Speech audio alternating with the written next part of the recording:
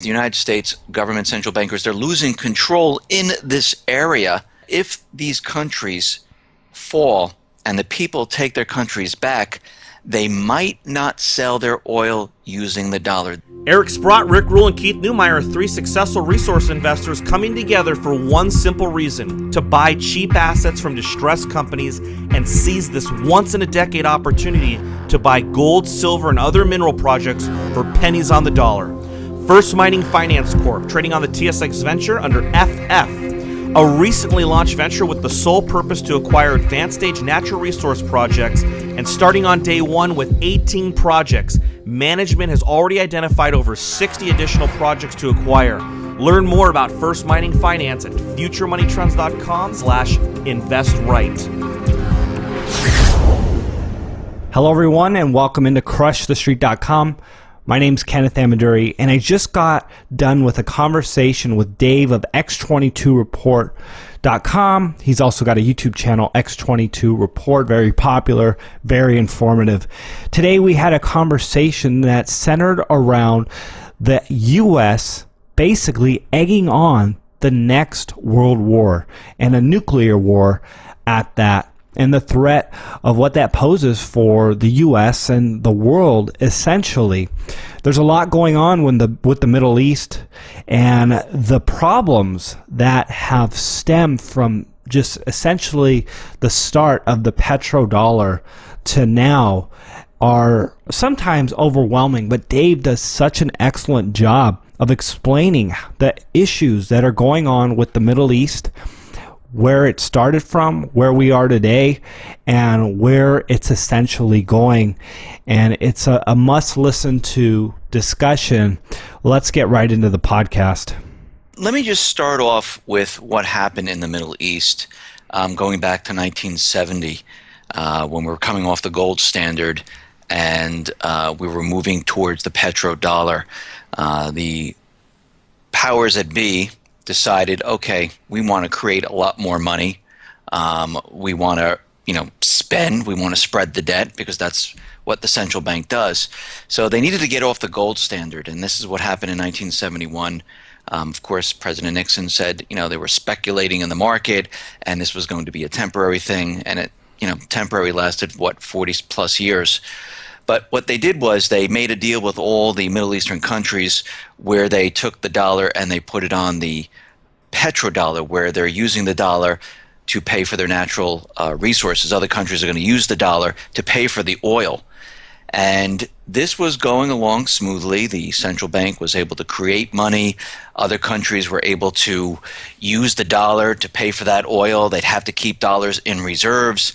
And the economy boomed from 1980 moving forward. But of course, the debt was continually increasing as time went on. And what happened back prior to 2001, we saw that some of these Middle Eastern countries didn't want to use the dollar anymore, and they wanted to use other currencies or gold. We had Iraq doing this, we had Libya doing this, Lebanon, Yemen, and the United States could not have this, because if this would happen, the entire system would completely break apart and fall apart and collapse. So we went into these countries, each one, Yemen, Lebanon, Libya, Iraq, and we made up stories. Well, not we should say the U.S. government central bankers made up stories that, we had to go in there because they had weapons of mass destruction, which turned out to be a complete lie. We had to go into Afghanistan to find bin Laden, which was a complete lie. We had to go into, Libya, Lebanon, for all the same reasons. But the real reason was to replace the governments there and put and install a puppet government where the U.S. could control them. And they needed to make sure that the central bank was set up in each one of these countries, and they were selling their natural resources on the dollar, which would allow other countries to keep the dollar in reserves, and they would have to use the dollar to purchase this oil, which would keep this system going a little bit longer. Well, what we've been seeing is that the people in these countries have been rising up, and they don't want the United States in these countries, in their own country. And what they've been doing is they've been fighting. Now, we have to understand what Al-Qaeda is, what the Islamic State is, and Al-Qaeda, the United States government uses it in two different ways. One, they use it where the CIA is funding them. They created them, and they created this terrorist group to go into certain countries where they can say, there's a terrorist group in this country, and we need to go in there. We do have legislation which was passed back in 2001. Wherever Al-Qaeda is, the United States can go into these countries and use drones on these people. So the United States government was using Al-Qaeda in Syria to remove Assad, because Assad in Syria, which is he's the president, did not want a pipeline going through his country into Europe to supply Europe with natural gas. He didn't want this to happen, and the United States said, well, no, you have to do what we're saying or we will remove you. And this is where that civil war came up, and they used Al-Qaeda to fight Assad.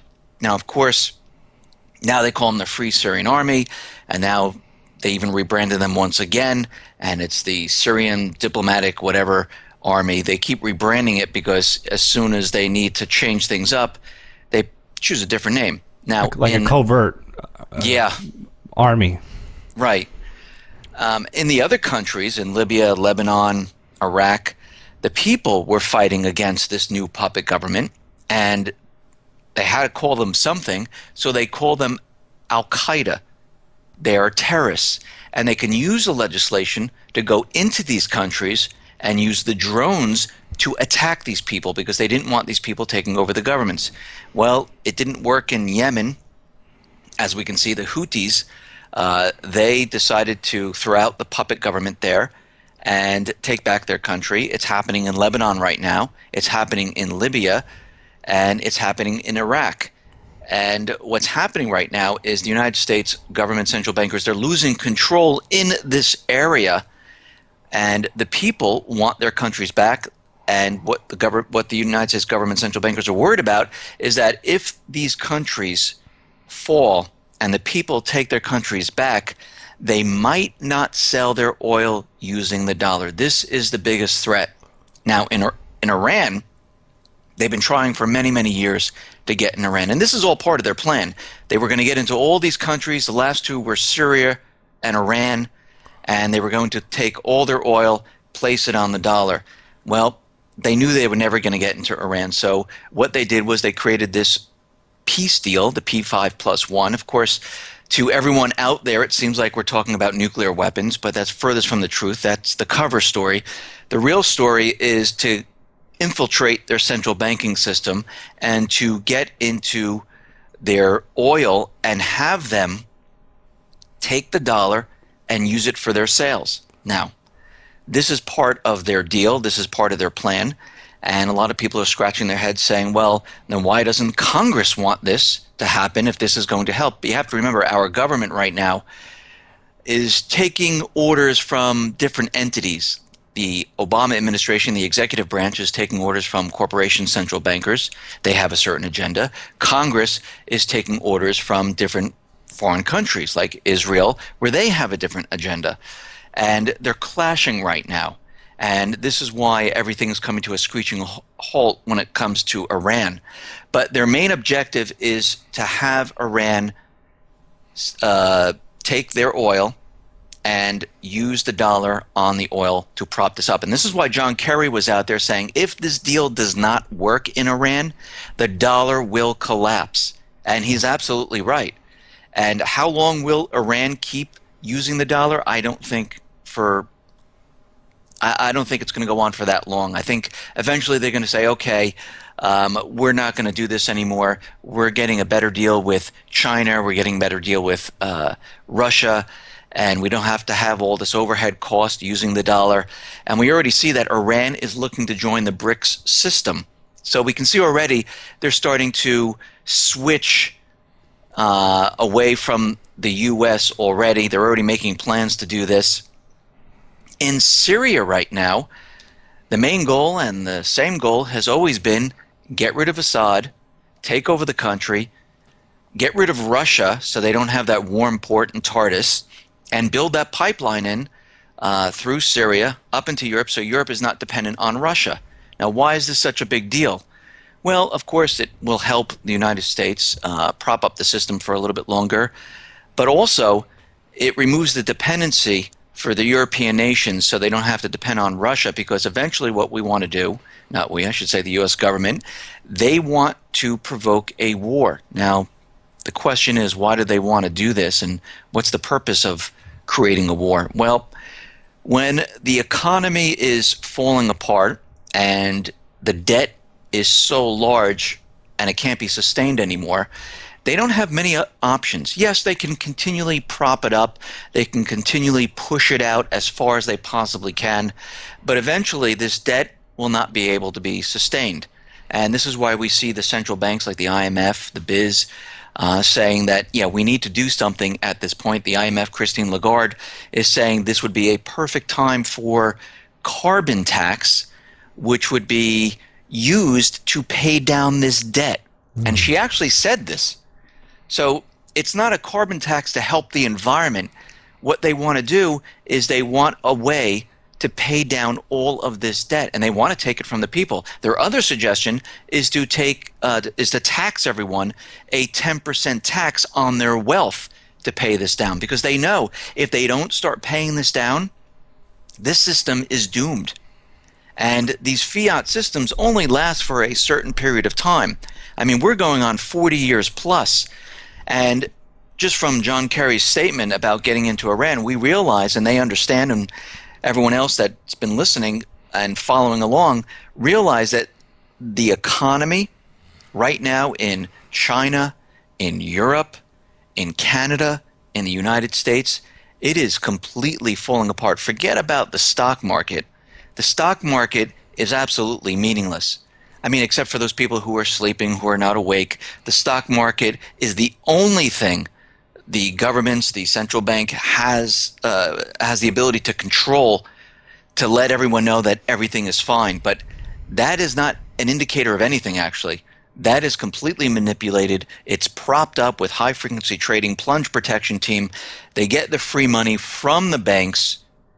They take that free money and they use it to purchase stocks. So when the stock market's coming down, the plunge protection will go out there. They have a certain allotment of free money. They will take that money, they will purchase stocks, and they will pump it back up. And this is why the stock market really doesn't make any sense. If we look at corporate revenues and we look what's going on in retail with the real unemployment numbers, we see that this is furthest from the truth. The stock market is meaningless at this point. But for all those people who are looking at it saying, oh, look, the economy must be doing well because the stock market continually rises, it must be okay. And this is what they're trying to do so they can get everything into place. And they're continually bashing Russia, bashing China, North Korea, because we have to understand, coming from Pentagon papers, they've already listed the enemies of the United States, the countries we'll be going to war with, and that is Russia, China, North Korea, eventually Iran, Syria, most likely Brazil, any of the BRIC nations. And they're doing this because they need a way to cover this entire system up. And the reason for that is because the central bank always reverts to going and pushing some type of war, because they don't want to be blamed for this entire collapse. They don't want people pointing to them, because they do believe when the war is over and everything's said and done, they will completely restart the system. They did it after World War I, they did it after World War II, and they do believe that they will win this nuclear war and they'll be able to reset the entire system. Dave, so talking about Al-Qaeda and like this proxy army, now we got ISIS. How is the United States creating these relationships? You know, it's kind of a covert thing to be able to do that and to keep people, you know, if the American population understood this, I think there'd be a lot more people upset about what's going on rather than just supporting this war on terror, war on just the evils that are outside our borders. So how are they able to create these relationships and do this and accomplish their agenda? Well, the Islamic State was created because Al Qaeda was losing the scare factor, and they needed something different. And if we remember it, we have to go back to August of 2013, when the United States at that time, their mission was to bring in ships and use the air power to help the Free Syrian Army get Assad. And they used the chemical weapon sarin gas to say, Assad is using chemical weapons on his own people. But what people didn't understand at that point in time is that at the same time that all this was happening, maybe a day or two before, Russia, President Putin, and President Assad invited the UN Security Council into Syria to do an inspection and to investigate the use of sarin gas. And they set him up in a hotel, and a day or two after they arrived, all of a sudden we had this sarin gas attack. And the United States was all ready to go into Syria. They brought all the ships, the aircraft carriers. They were already prepared. They were only going to use air power because they wanted to bomb the infrastructure and help out the Free Syrian Army because they were losing ground at that time. Well, the whole thing was kind of brought to its knees by Putin, where he said, listen, let's make a deal here. And we also have to remember the American people, Congress, they were not with the president in going into Syria. The polls showed that people did not want this to happen. Congress was not behind it at the time. So they had to back off a little bit. And Putin stepped in and said, listen, if he got rid of his chemical weapons, is that all you want? And of course, the United States said, yes, this is all we want. We just want him to get rid of his chemical weapons because they were backed into a corner.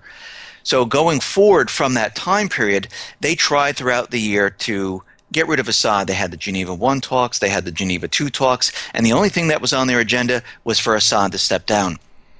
Then in 2014, Assad had elections, and 86% of the country voted for Assad, and he was still in power.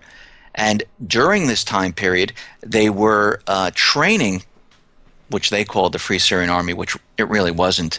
They were training the Islamic State in Jordan and in Turkey and in Qatar because they were going to use this new army that they were training in Syria. But when Assad got elected in July, the end of June, the beginning of July of 2014, that was kind of put in hold, and they had to come up with a completely different plan. And this is where the Islamic State was born, because they had no other way of getting into Syria because they made a deal where Assad was getting rid of his chemical weapons, so they couldn't use that anymore. So what else could they use to get into Syria? Well, terrorism. That sounds fantastic. So they created the Islamic State. They were training for a very long time in Jordan, Turkey, and Qatar, and they had the Islamic State come into Iraq, which is the base of operation, have them funnel into Syria because they're adjacent to each other, and they can say, terrorism is in Iraq, terrorism is in Syria. This allows the United States to go after terrorists. Now, remember, the legislation says that the United States can only go after Al-Qaeda. It does not say it can go after the Islamic State. But Obama was using the old legislation for war to go after Al-Qaeda for Iraq and Syria. And now they have new legislation, which is pending in Congress, which has no traction whatsoever, which is the authorization for war, where they can go after any terrorist group, Al-Qaeda, the Islamic State, Al-Shabaab, Boko Haram, or any others they didn't name. But that didn't get any traction, so they really don't have the right to be in any of these countries. So what they did was they created the Islamic State, they trained them. The base of operation is Iraq, and they're funneling into Syria. And the United States said, listen, we have to stop the terrorism in both of these countries, so we are going to provide air power and destroy the terrorists in these countries, which is furthest from the truth. What they're really doing is doing what they wanted to do back in 2013. They wanted to use air power to help out the Free Syrian Army, which there is no Free Syrian Army right now because they all defected to the Islamic State. They took all the weapons and everything that the United States was giving them, and they funneled them into the Islamic State. And the Islamic State, which is the proxy army for the United States government, they are the force that was supposed to take out Assad. And the United States and the coalition forces are giving them air power. Now, they didn't want Russia or China involved, which is kind of strange because you'd think the world is going after terrorism.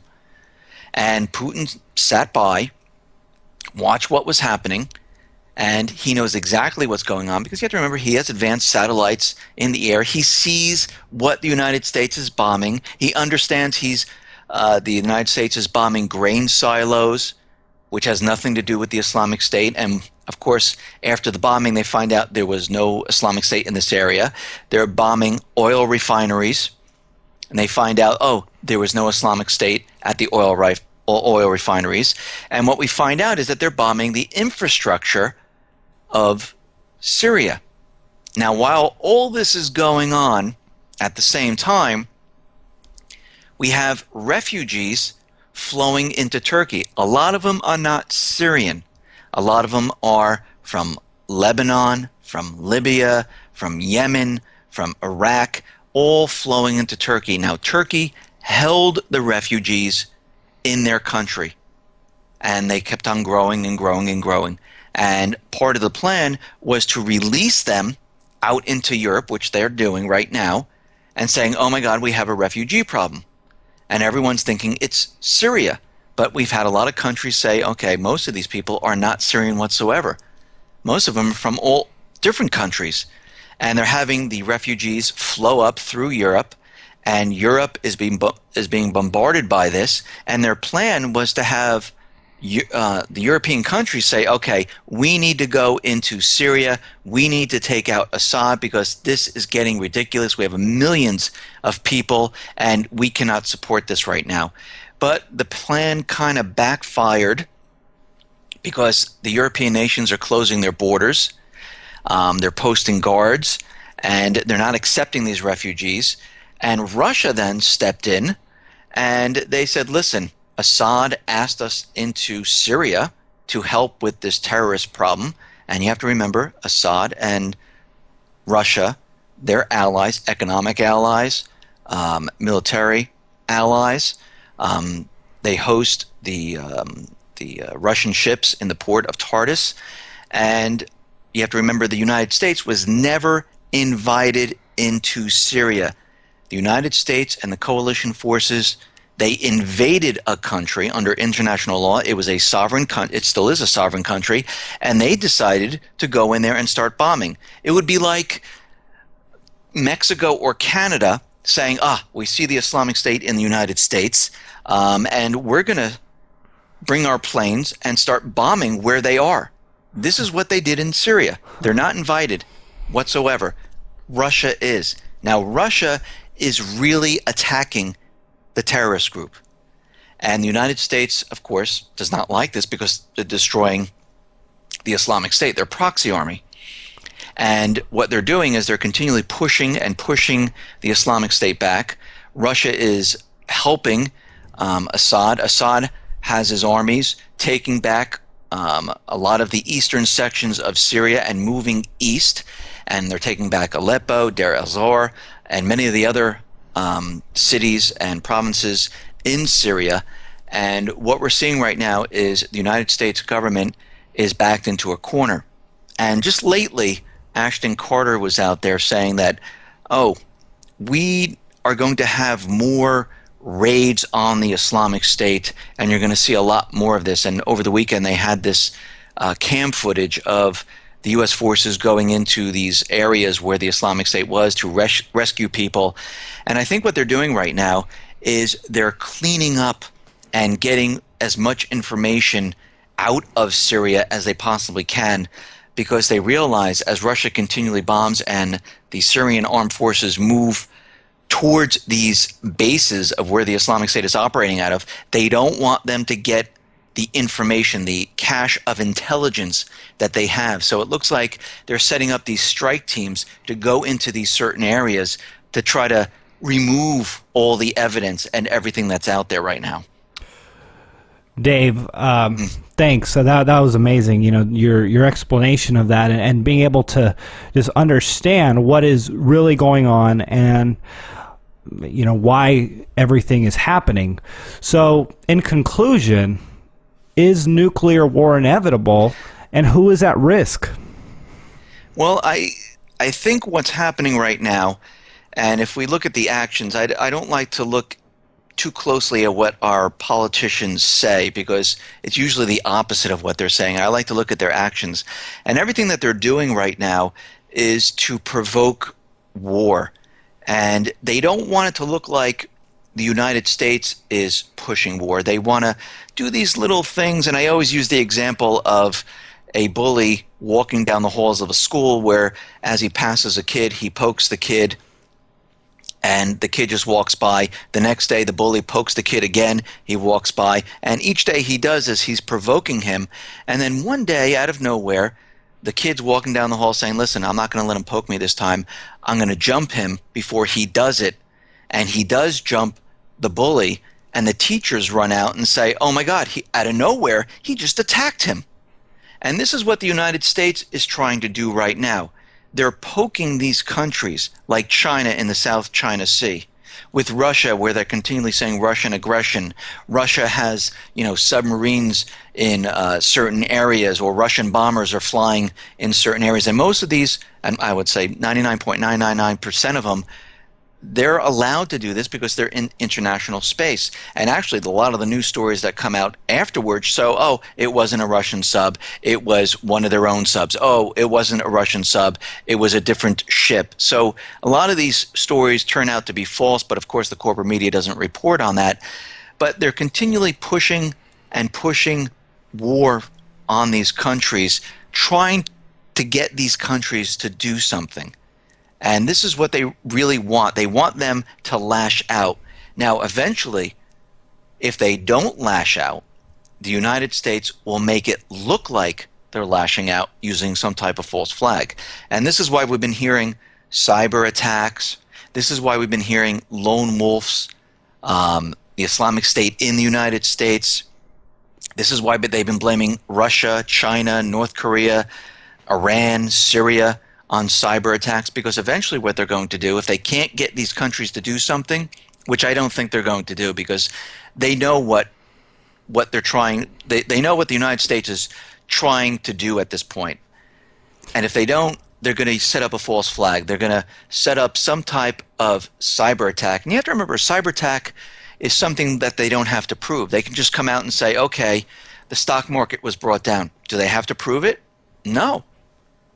They can say the electrical grid was brought down, and that's why the East Coast has no electricity. I mean, I was there back in 2003 when the whole East Coast went down. Is it easy to do? Yeah, it is. Do they have to show proof? No, they can just say, oh, it was Russia, it was China. And I think what they're getting ready to do, and the thing is when they're going to do it, but everything is in place right now. They have the kill switches for the stock market, BATS and NASDAQ.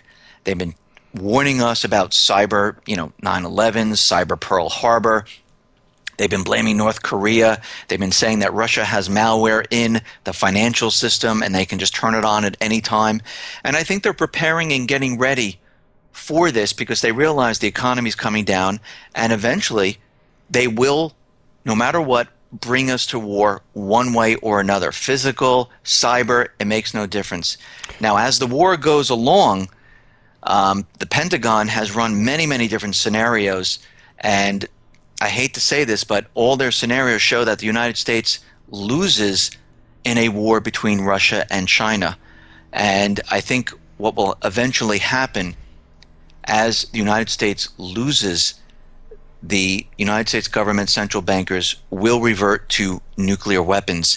And you have to remember, the only country in the entire world that has ever used nuclear weapons is on a civilian population is the United States.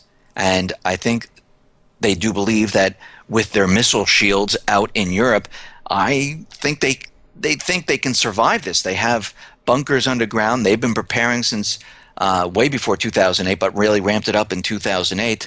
And in their minds, their sick minds, they think they'll be able to survive this whole thing. Yes, the population will be reduced, but they think that after all this is said and done, they'll come back up, and the central banks will then again loan money out to rebuild everything. And I think this is their main agenda.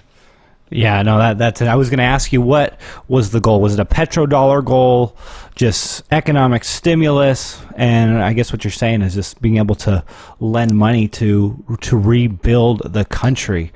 Wow, it's powerful stuff. Do you see a risk of the nuclear effects happening over here in the United States? Or mostly in Europe? Yeah.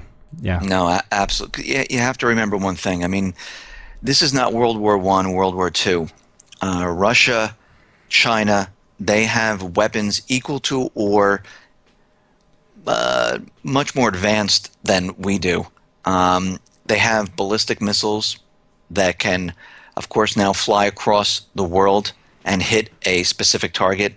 Russia has submarines that can sneak up under the water without being detected. The United States cannot detect them.